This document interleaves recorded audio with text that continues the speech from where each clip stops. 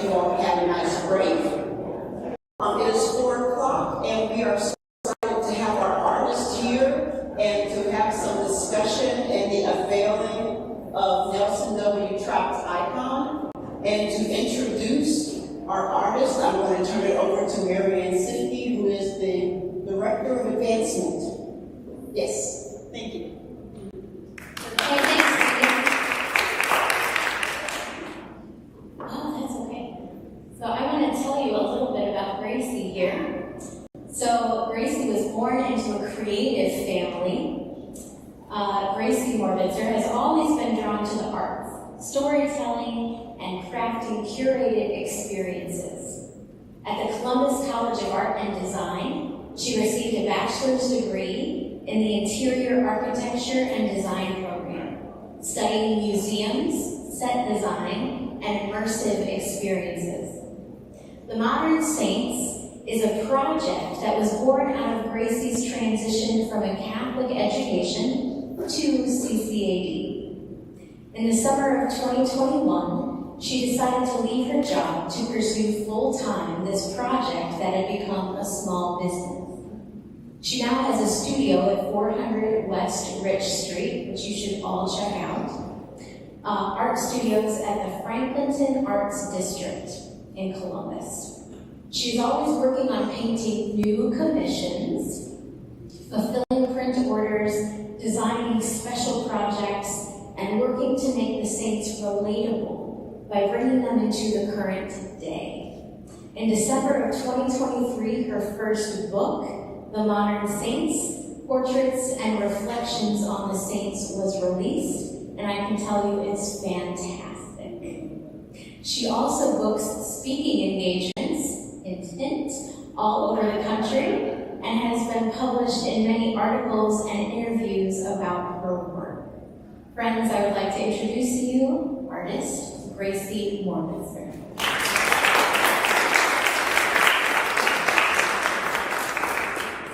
All right, hi everyone. Thank you so much for joining me here today. I am just so honored to be part of this event and able to create such a special piece for this event, for this community, for all of you. Really such an honor, and I can't wait to talk to you a little bit about the ideas behind it, the choices that I made, and then a little bit about just my project in general, and how it translated into the piece that we have today. So, a little about me. Marianne told you a good bit that this is just some photos, my cats, Andrew and Bit, Tater Tot, and my husband Sam.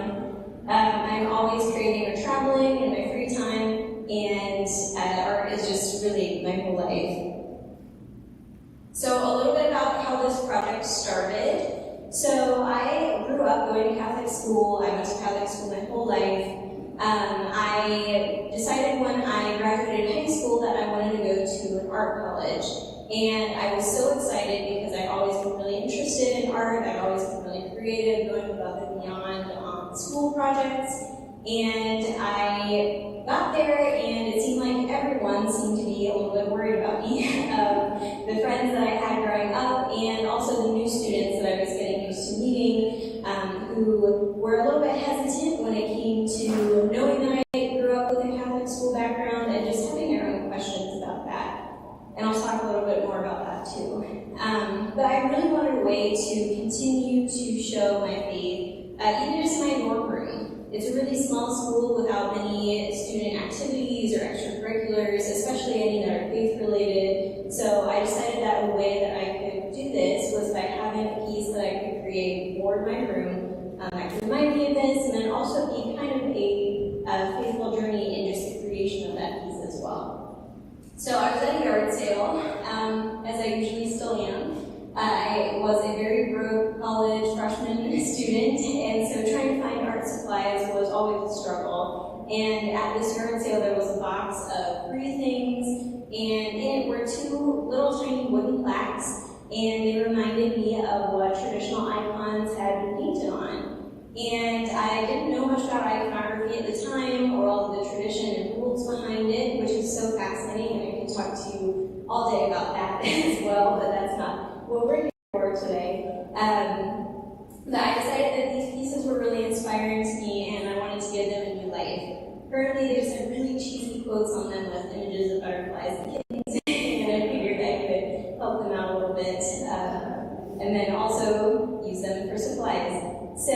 I created an image of Jesus on the one, but I had no idea what kind of style I wanted to use to finish it. I didn't think any of the traditional artwork that I grew up with was all that super meaningful to me, and then also I didn't think it would fit into this very new, very different environment of an art school dorm. Just think of all the things that were laying around, from tennis rackets to bottles of paint to any interesting kind of thing that they might find in the trash and take home as well. So I had no idea what style to finish it in, but I was so excited to start that I left the image of him basically in what looks like a white t-shirt for a couple of days while I decided how to try and finish it. The longer I sat with that, the more I realized that that was honestly very powerful. The whole point of having an icon is to go deeper into contemplation about the person who picked it, come up with ideas. And so seeing him looking like all of these students around me that I mentioned I was struggling to connect with, they were struggling to connect with me, was so powerful. And I realized that that could really do something, seeing him in this way. And so I decided to create the second piece as an image of Mary in a very similar modern style. And I was very happy with them, hung them up on the wall, and that's all I was going to do with them. Until I posted an image on social media, and all of my Catholic school friends immediately wanted images of the saints that they loved portrayed in a modern style as well. So I took some requests and commissions for those. It was a really fun project. I really liked being able to learn more about the saints and who they were, learn about their stories, and then try to imagine how they would look in our 21st century if they were living today. They were just so relatable, and that's something I really wanted to show with this project. But again, that was as far as I was going to go with it, until I became a resident advisor my junior year of college. And when that happened, I was responsible for a whole floor full of students that I didn't really have contact with before that.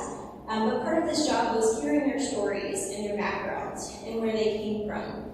And when I was able to really connect with them on this level, I was able to understand better some of the hurt and trauma that a lot of them had experienced in the name of religion back home. Sometimes they had even been cast out of their homes because of their identities or who they were or what they were coming to believe.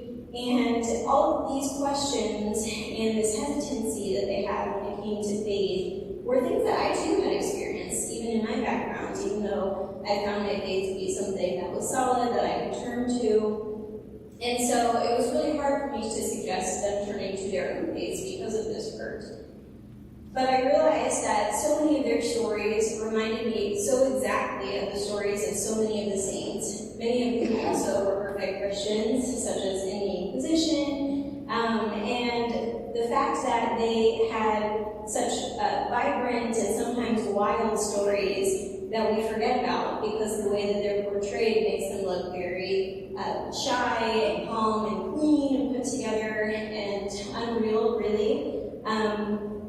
That was getting in the way of being able to realize that those stories were so vastly different than either what we realized or remembered learning about them in the first place. And I thought that being able to portray these saints in a way that these students around me relate to, that they could understand and see themselves in these people, would be a way to get back into that dialogue, into answering some of those questions and having those conversations that they so desperately wanted to have if they still wanted to find a place in the faith for themselves, if they had any questions in general about if what they believed could have a place as well. And so I thought that this project would be more important than I originally expected. It could be a way to do this, and also was at the intersection of everything that I was passionate about. Not just helping these students, but also taking my faith in a new direction that I had always seen it as, and I can now share with others. So I got involved in the community around me, art fairs, creating a website, everything that was needed to be able to really make this a full-fledged project and portray as many saints as I could. So this project is a few things. I have a few very specific rules about how I depict each saint. And some of the rules come from traditional iconography, and some of them are rules that I've decided to change from the traditional and that's for a few reasons, and I'll tell you about those. One of the first rules that I have for myself that I really love goes back to that idea of having first to painted on those pieces of wood. I just think this is a really cool idea because seeing them on these pieces of wood that are all different sizes and shapes, and some of them have been discarded or left behind, I really see that as a metaphor for the saints themselves. So each piece is found in a different state of repair or disrepair. They all have different past purposes, such as candle holders or cutting boards, and they all they have different marks and tears, and I see that as the saints themselves before they did what they needed to do or had a conversion or whatever it is that happened to transform them into the saint we know them as today. That background, that history, past life is still there, but it's something that was transformed and is now revered, just like the saints. Some of the rules that I've decided to change are that I give them real human expressions. Traditionally, you would show them as a very expressionless to show that they overcame all the troubles of the world, but with having them showing these expressions and emotions that we have, we're more able to remember that they went through these same things that we do, and then eventually did overcome those things. I've also decided to give them a sense of 21st century style. This is not new, it's been done before. Most of the images we have in our heads of the saints actually come from paintings from Renaissance or medieval times, and they were also updated to look like they were wearing Renaissance and medieval clothing. The artists did this again to be able to relate to the saints, to see them living their lives, and thereby realize that those around us, living the lives around us, can also be saints as well. I decided to also correct some of their ages, since a lot of them did not live to be as old as they're often portrayed, but also since this project was really geared towards the students around me in college, I wanted to portray them earlier on in life, maybe when they're first figuring out what they're going to do to become a saint, so that they can realize they don't have to wait to be a saint. They don't have to wait to have a certain age or amount of wisdom or knowledge to be able to do what they're going to do to change their community and bring a lot of love into the world. And then lastly, and most importantly, I decided to correct the skin tones and features of a lot of these saints who were portrayed in medieval Europe, in monasteries where monks had never either gone out into the world to see that there were people who did not look like them. But also, again, this was done to be able to relate to them. But of course, today we know that doing something such as changing the historically accurate skin tones of someone in a painting to do this is not the way to do this. It not only erases that person's identity and culture and who they were, but it's also going against what we believe of God who created everyone perfectly, and so there would be no need, no reason to change that whatsoever. And then there are a few traditional rules that I keep, which are having the names in ancient Greek. This is a dialect that's not used anymore, but it's said to confer the spirit of the saint on the painting, and also this gives you an idea that this is an icon because it's a very recognizable style. They also have solid background colors. This is to be able to focus on just the person portrayed rather than any background imagery. And then they also have similar poses, symbols that represent their stories, or maybe what they're patron of, and this is to identify who they are, sometimes without even being able to read the name first if you know enough about what their story was, what they're patron of today. So here are a few examples of them. We have St. Ignatius of Antioch in the top corner, who was devoured by lions in the Roman arena, and then you can see in my version that he has lion paws on his shirt rather than actual lions, and this is part of my goal to also make sure that these images are really accessible to not only those outside of the faith, but those who have questions or intimidated by certain aspects of it. We can still understand his bravery and determination by the expression on his face without showing lions actually in the process of eating him. And this is also a way to just show as well, again, make it more relatable to our current day. You wouldn't walk outside and see this happening, hopefully, but you may see someone who looks like this. So you can see him as a saint as well. Or if you like him, see yourself as a saint in that image. Up here we have the Immaculate Heart of Mary, which is always shown with the heart glowing out of her chest. Similar to the lions, she has it as a pin on her jacket instead. She looks more like she would have historically looked. And then with all of my Mary images, I have so many different ones for all of her different titles and places where she has appeared. She always looks very different because Mary is someone very different to everyone. Sometimes it appears protector of her children, sometimes more consoling and motherly. In this bottom corner is St. Augustine. You can see based on the rules that I've set for myself that unfortunately there's not much I can use from the traditional piece of him to translate into the modern one, but he does have a very academic sweater on since he was known for writing. And then my favorite part is that he has blonde highlights in his hair that are fading out from when he was a much wilder teenager. And then in this other bottom corner is St. John the Baptist, who's also always shown very thin with a lot of hair, not much clothing. The same thing translated into a more modern version in my icon.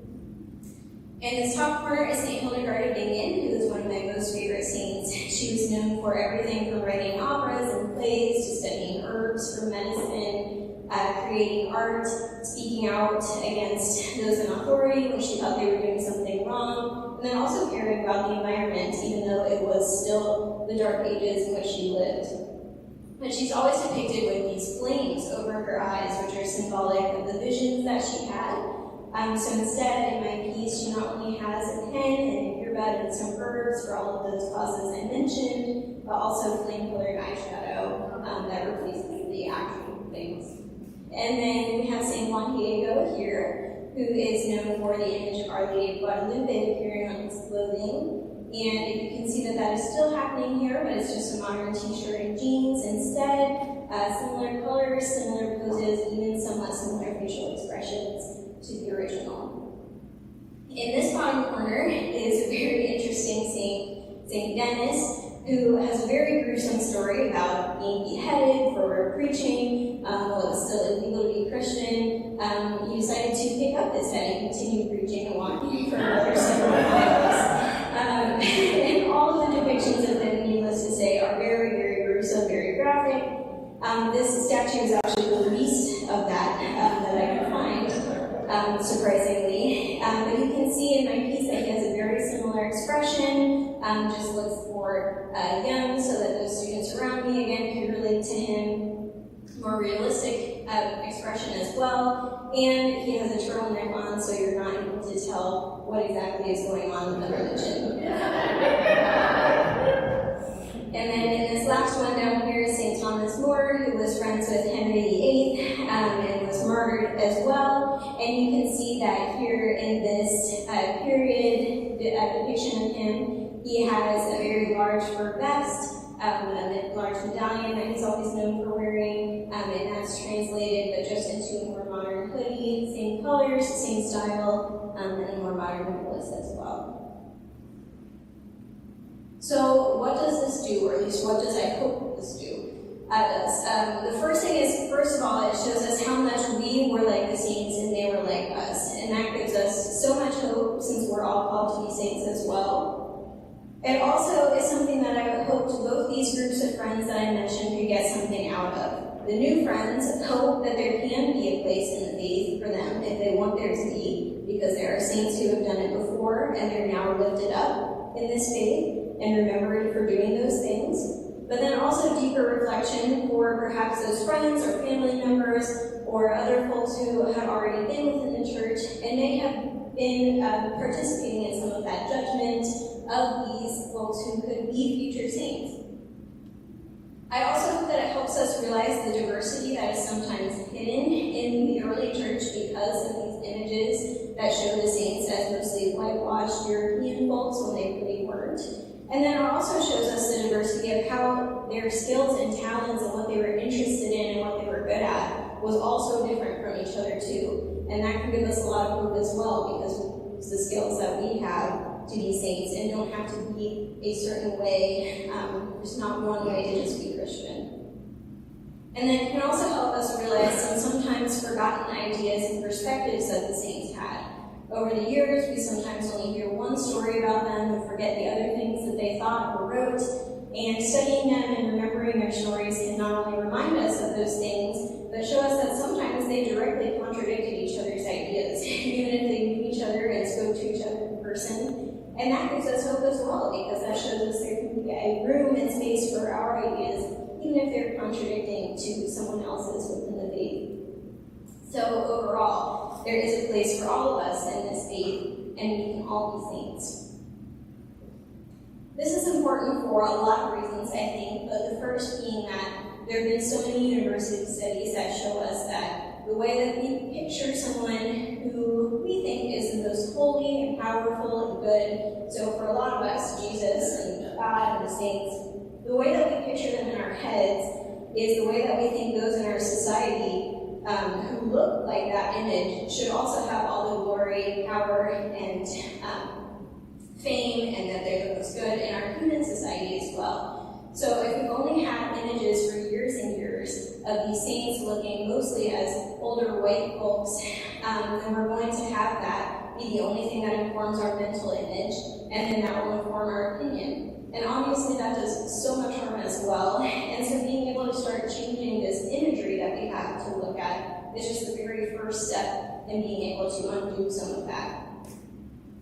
The next thing is that the church in particular, of course, has been a source of harm throughout history of erasing or changing the identities of those perhaps in harmful missions or residential schools, for example. And so again, being able to start at this church level at changing some of that imagery and restore the identities by restoring the historical accuracy of these saints is just one way to start undoing some of that harm. And then secondly, icons were originally a form of evangelization too. For literary congregations, it was a way to show the story of someone, explain what the faith was all about, and we can still do that today with images like this. I really hope, because as I mentioned, it can lead into dialogue and questions, and show those around us that there's more than maybe what they expect, more than what we expect, and have really good conversations about this. Next, as I mentioned, we can realize our own gifts and callings. There's a reason there's a different patron saint for everything, and again, that's just because they were all so different from each other. Maybe even some things that you didn't know you could use to be a saint, you can, because there's a saint who did that. And then we can also better understand how to make the church a home for all. Because even if there are saints that we can't relate to, that doesn't mean that they're not any less of a saint. And so those around us that we can't relate to can also be just as much of a saint as him. So here's a little bit of the inspiration for my nuts and trout icon. So some of the colors that I chose in this color palette come from the regional areas in which he was in charge of being bishop. So Southern California, Southern America, and then Hawaiian landscapes are all featured in some of these images. But there are also colors that remind me of Columbus. I've never been able to do a commission of Columbus thing before, and that's so exciting for me. And this sort of gray and green and really light orange are just colors that I end up seeing all over the city as well. I also got a few messages from those who knew him before I started this project.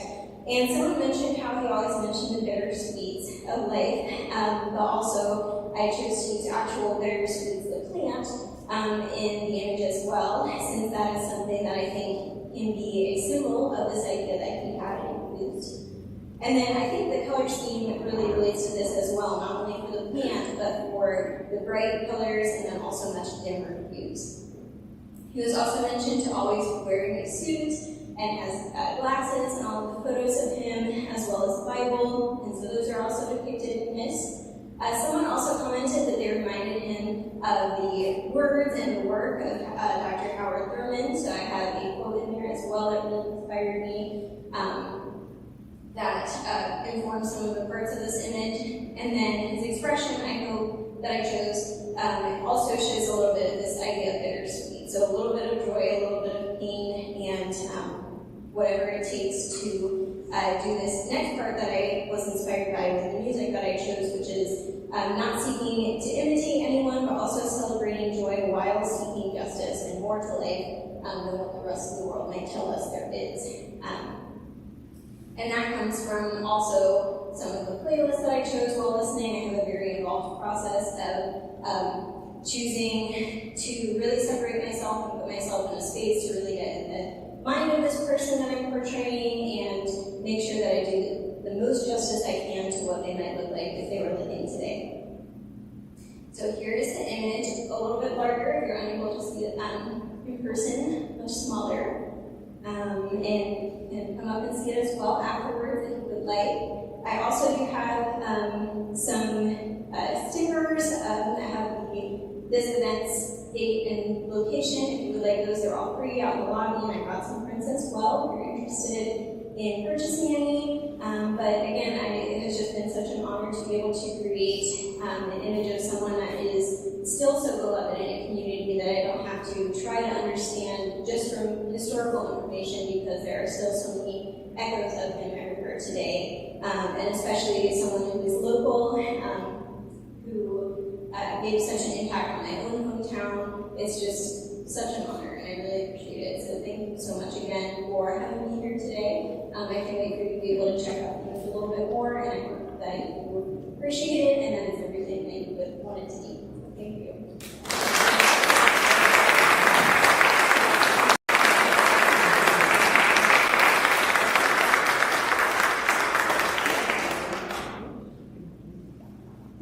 Thank you so very much. Can we just leave it up for just another few seconds? It's just beautiful, and your explanation of it was so helpful to have an idea of just how involved the process was, and we are just so happy.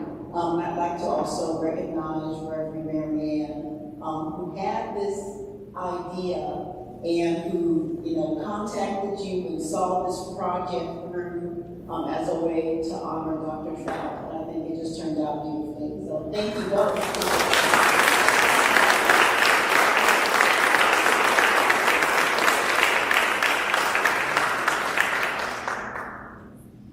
And as she said, she does have a table out right next to the registration table. So if you'd like to get some of those stickers or perhaps get a print of the icon, please feel free to see her and to converse with her about this wonderful icon now that we have of our modern saint, Reverend Dr. Nelson W. Trout. Thank you again.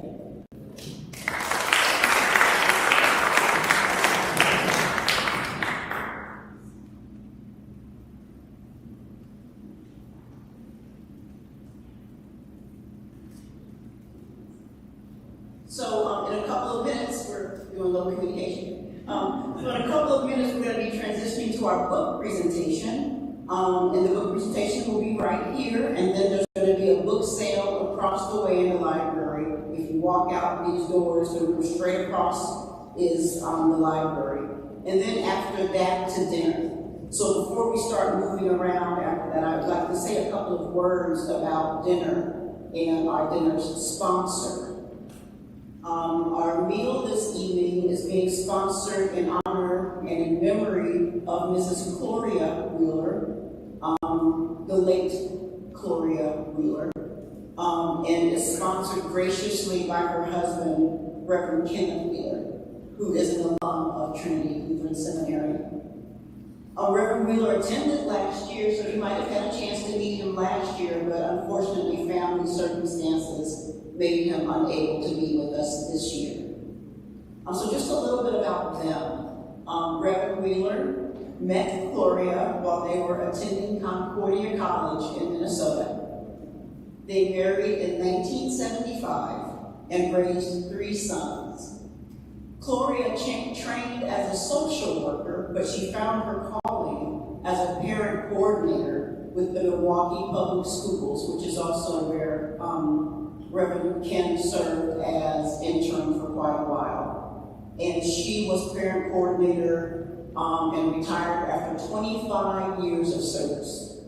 And she was a devoted wife, mother, and grandmother. And her legacy of love and service will be cherished for years to come. And I'm privileged to add a personal note. When I began my seminary studies, Reverend Ken reached out to me as a new seminarian to let me know that I had his support, and whatever he might be able to do to help me along, he would be happy to. And it has been such a blessing to me. I ended up serving my internship in Milwaukee, where there is still a scholarship available for interns in his name. He has done so much service for the church, and he and his wife were just wonderful, wonderful people. To hear Floria's passing was very sad and heartbreaking, and it is just wonderful that he chose to sponsor the meal tonight in her honor. So I wanted to be sure to give a second for that. Let's just give a hand, even though he's not here to hear it.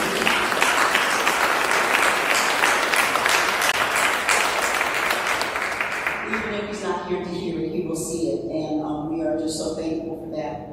Dinner is catered by a Judy creation, and that's delicious if you don't know. So I pray that you're able to stay for dinner after the book talk and after the signing, which will all be downstairs in Koinonia. And after dinner, please stay for worship, which starts at 7 p.m. Okay, now I would like to introduce our speaker.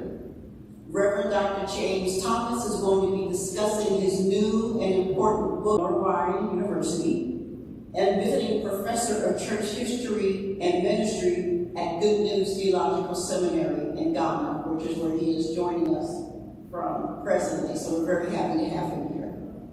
His new book looks at the story.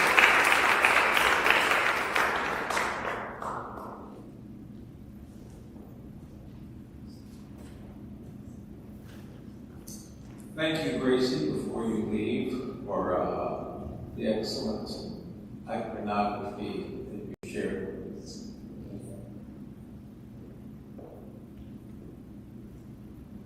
I want to speak briefly because I know it's for dinner. You've already given us a preview of the menu. It's hard to speak before dinner and after dinner, too.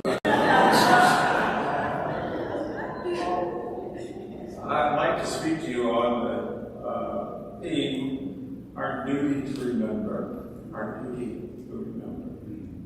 I'm grateful for the opportunity to discuss the legacy of the Reverend Dr. Nelson Trout with you. Shared a chapter on him in the book. As your guest, I've enjoyed journeying from Accra, Ghana to Columbus, Ohio. For years, I had hoped to participate in the Trout lectures, but my commitment at Lutheran Theological Southern Seminary prevented me from doing so. However, thanks to an invitation from Dr. Kleinhans during a meeting in Atlanta, Georgia, I was able to add my name to the list of potential speakers today. Despite facing a scheduling conflict initially, I ultimately decided to keep the appointment after encouragement from President Thomas Maduro at Good News Theological Seminary in Accra, Ghana. In the USA today, we are witnessing deliberate efforts to erase or alter the histories of marginalized groups, including African Americans, Latino Hispanic Americans, women, LGBTQIA individuals, transgender people, and others. In some cases, the key searches used to flag content pulled up subjects with entirely different meanings. The Associated Press reported, for example, that the photos were flagged on the Enola Gay, the B-29 bomber that rained down atomic fire on Hiroshima.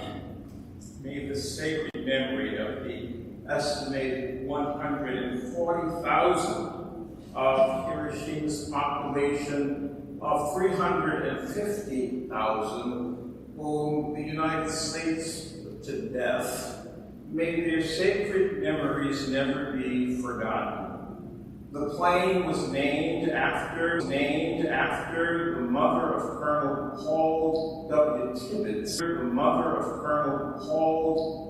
Tibbets, but the word gay was offensive for the scrubbing search devices. This erasure extends to educational materials, digital spaces, and public discourse, highlighting the importance of preserving diverse narratives. The Trout lectures play a crucial role in remembering and shaping identity, not just focusing on Nelson Trout's legacy, but also on breaking racial barriers and fostering a more inclusive Lutheran identity in the United States. Who decides what gets erased or rewritten? Christina Myers, an assistant professor at Michigan State University School of Journalism, finds this troubling. Myers said, "This is about power over which histories are remembered and which are lost. It's about power over memory and identity." I believe that this is part of the goal of the Nelson Trout lectures today. The lecture series is about remembering and identity. The Trout lectures are not solely about Trout's ministry, vocation, legacy, or preaching skills. Yes, in keeping with the goals of the lecture series, we want to lift the preaching skills of many. But we're mindful of Saul Freelander's words regarding the wholesale murder of Jews by the Nazis. It is about our duty to remember and our collective responsibility for the past and the present. But we must go beyond remembering and memory. Oral culture does not demand the kind of consistency that writing presents. Write down a sentence and it is there in principle forever. And this means if you write down something that is inconsistent with what you wrote down the first time, if that is a truth, it can be challenged. It is about breaking racial barriers, as Trout certainly did, and shaping the United States Lutheran identity. I wrote about Nelson Trout and others as a reminder of the ministry, service, dedication, and sacrifice of Black Lutherans in the United States. By focusing on the struggles of Black Christians in a white denomination, my project involved underlining a significant aspect of Black religion that historians too often overlook. I worked for 13 years at Lutheran Seminary in Columbia, South Carolina, where walls had images of white people who served the seminary. No one of color had retired from the seminary, or served as president, or some other distinguished role, so there were no images of blacks. I'm confident that there should have been blacks on those walls. It is as if we had never been on that campus. Perhaps space could be made for the Reverend Clementa C. Pickney, 41, a Democratic member of the South Carolina State Legislature and slain pastor of Mother Emanuel African Methodist Episcopal Church in Charleston. The ELCA and the seminary claimed Pinckney as a proud Lutheran Theological Southern Seminary graduate, but perhaps he didn't qualify for our roles. Or perhaps a picture of Daniel L. Simmons, a Mother Emanuel pastor who also served at Greater Zion AME Church in Awindaw, another victim of Dylan Roof and ELCA Lutheran. Reverend Simmons was also a Master of Divinity graduate of Lutheran Theological Seminary. Reverend Dr. Richard Wallace, who served the seminary as the first African-American director of the Lutheran Theological Center in Atlanta, is not remembered, nor is Dr. Arthur Lewis remembered with a picture in an unlit corner. At a time in the history of people who have served, often given their lives, is unwritten or erased, it is crucial to create narratives for people around the church and the globe who are yet unborn, to forget the stories, to ignore the pain and suffering, and the life and the gift does violence to history. The violence perpetrated exists in non-inclusion, forgetting, or disremembering. Primo Levi, writing about survival in Auschwitz in 1947, who was on a different era, wrote, "Never forget that this has happened. Remember these words. Engrave them in your hearts, when at home or in the street, when lying down, when getting up. Repeat them to your children." And then Levi has a dark warning. Or may your houses be destroyed. May illness strike you down. May your offspring turn their faces from you. We're not only worried about how history is written, rewritten, or erased. We must actively contribute to preserving and writing our history. Yes, by writing and hosting events like this one. And Gracie just showed us the importance of iconography.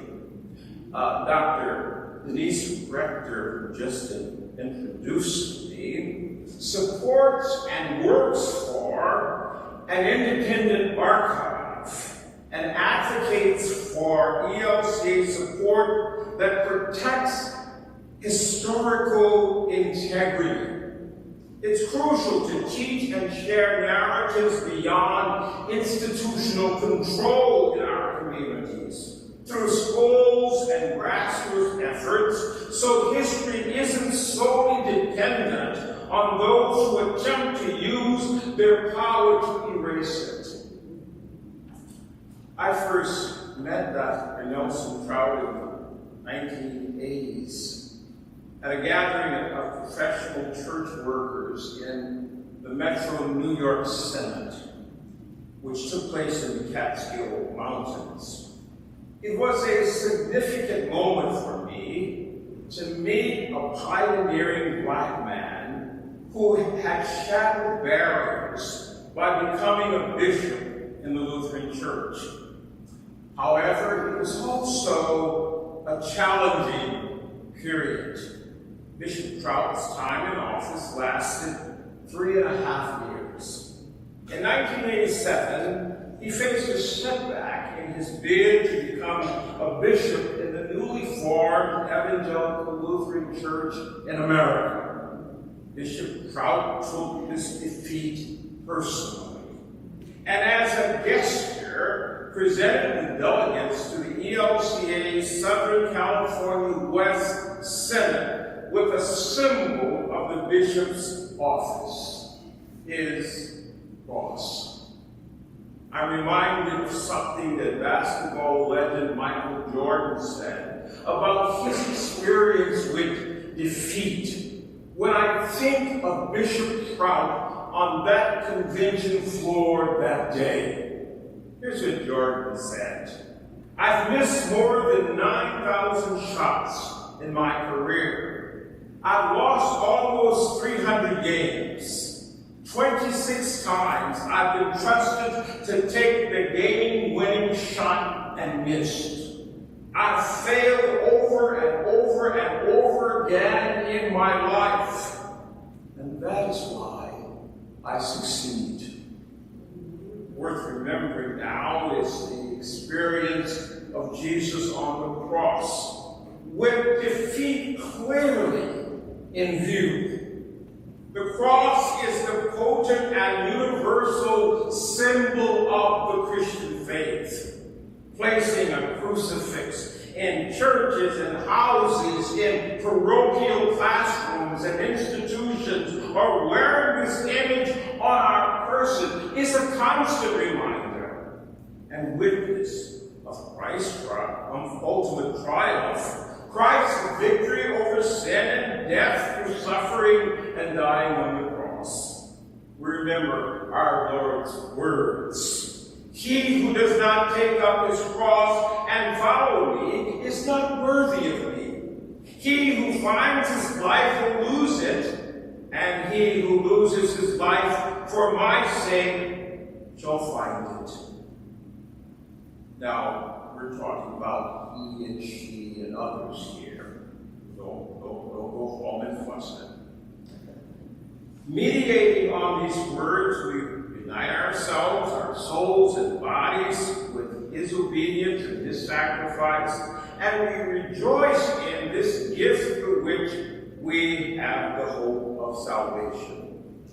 I don't remember most of our conversation with Trout in New York. Still, I remember how Trout encouraged us to affirm that the Bible frames justice as a sacred calling, a vocation to enact and advocate for fairness, compassion, and the dignity of every person, reflecting the heart of God's justice. These are not Bishop Trout's exact words, but are as close as memory allows. I remember Trout sharing thoughts about how blacks sustain identities while working within white institutions. Throughout his ministry, Nelson Trout remained deeply committed to his roots in the black church. His sermon delivery mirrored the preaching style of his father, William, a Baptist minister, and mother, Bertha Alston Trout, a Pentecostal minister.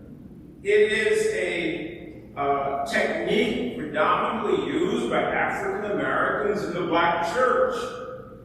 Trout preached messages that appeal to his hearer's intellect and expressive dimensions.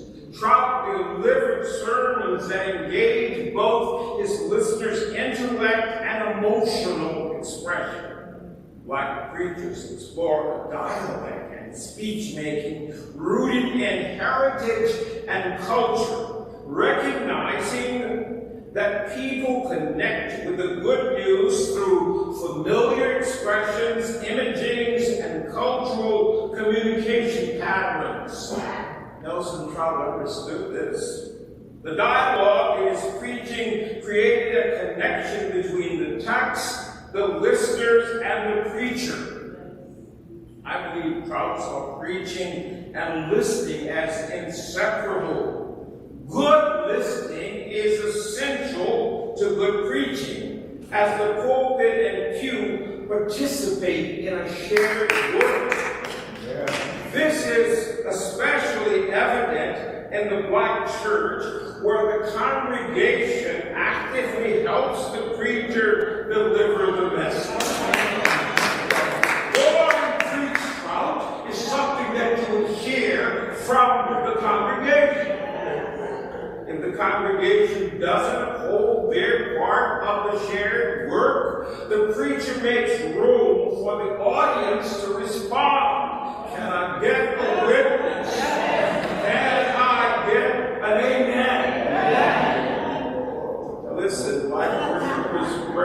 calories in church. We put voice, body, soul, and everything else into our worship. I believe Nelson Trout understood that. Call and response affirms each other's presence. Trout's preaching and black preaching are rooted in the harrowing experiences of blacks during slavery in the United States and experienced during the Jim Crow period and ensuing discrimination. Reflecting on Nelson Trout's journey within the Lutheran Church, we see a commitment to bridging cultural divides and advocating for justice and equality. Trout's engagement with identity issues and loyalty to one's culture exemplifies his dedication to inclusivity and understanding within the Lutheran community. By acknowledging the challenges and triumphs faced by figures like Trout, we too move toward a more equitable and diverse community that values all voices and experience. Like Bishop Daniel Payne, Trout became a Lutheran while a seminary student. Get this, Trout began his academic studies at Wilberforce University, Xenia, Ohio, the school founded by Daniel Payne, who served as its first president and the first African-American college president. At the end of studies at Wilberforce, Trout enrolled at Capital University. At Capital, Trout met Reverend Irwin Krebs, who wrote one of the early historical narratives on Black Lutherans. His book, The Lutheran Church and the American Negro, was one of the first narratives of that kind. Krebs invited Trout to become a Lutheran. Trout wrote, when I came to the seminary, I didn't intend to be Lutheran. I came here to convert all the others. But I took classes and debated, often quite vigorously, with theologians such as Dr. Theodore Liefeld and Dr. Jacob Dell. They made such an impression on me that I knew I wanted to be a Lutheran. Through studies, discernment, and engagement with professors and learning peers, Trout discovered compelling reasons for becoming a Lutheran. During an interview at an event honoring him here at Trinity Seminary in January 1991, an audience member asked Trout, is it possible to be African American and Lutheran? The question reminds us of double consciousness, which my colleagues talked about a little bit already. Double consciousness is a concept in social philosophy referring initially to a source of inward two-ness, quantitatively experienced by African Americans because of our racialized oppression and disvaluation in a white-dominated society. The concept is associated with Du Bois, who introduced the term into social thought in his book, The Souls of Black Folk, in 1903. It is thus indirectly related to other 19th century risks on Hegelian themes. Responding in the affirmative, Trout asks, do we have to give up something? Trout was referring to issues of identity and culture. Do we turn our backs on those things that reach out to a new culture to be adopted? Trout pondered what it means to be loyal to one's own culture while at the same time celebrating the religious experience of another culture. He concluded that blacks can be present in and among people of different cultures and be loyal to our own culture. For Trout, the question was, How can two seemingly divergent realities be harmonized so that the effect of the relationship blesses everybody? His response, Christianity is colorblind and does not pander to racial distinction. While Trout may have been channeling Martin Luther King Jr.'s dream of an America which would not judge people by the color of their skin but the content of their character, he was not unmindful that color blindness may be taken to the extreme.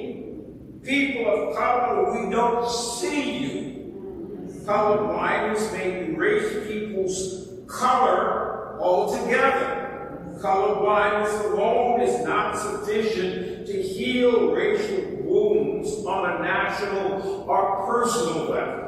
It is only a half measure that in the end operates as a form of racism. Trout engaged in the discussion of black presence in Lutheranism throughout his ministry.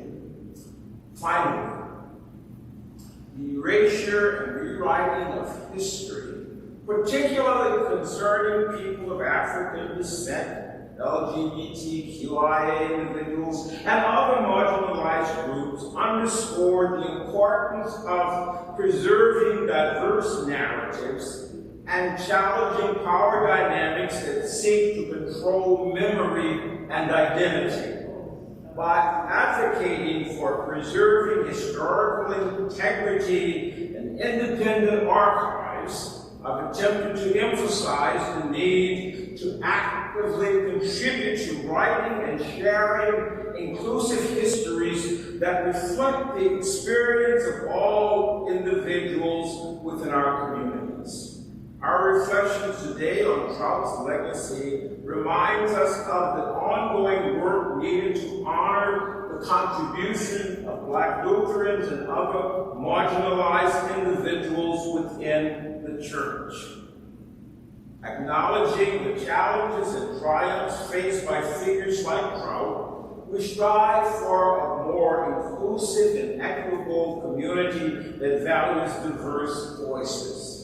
Thank you for allowing me to share my thoughts and experiences and highlighting the importance of preserving and celebrating the diverse history shaping our collective identity and understanding. Thank you.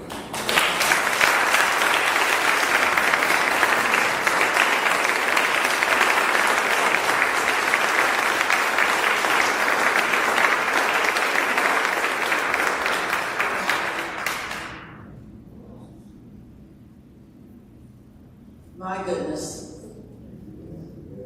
Giving me the mic after that, I don't even know. I have so many questions and so many things that I want to talk about. Dr. Thomas, thank you so much. Thank you.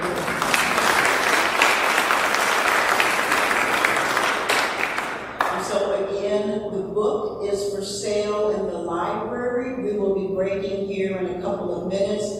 Please go over, and the thing about buying the book today is that you can get it signed.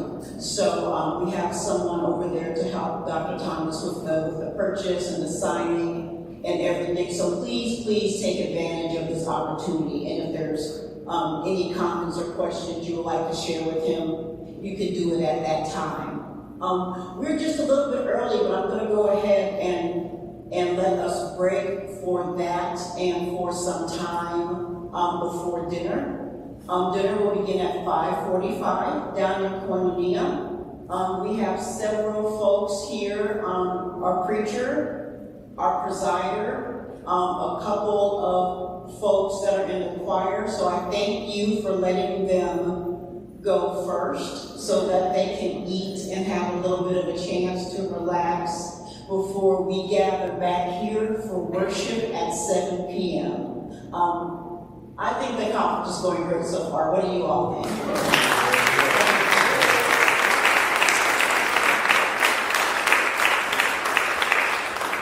Wonderful. So give Dr. Thomas a couple of minutes to get across the hall, and then you can go see him and get the book and have some more fellowship time before we meet downstairs for dinner. Thank you.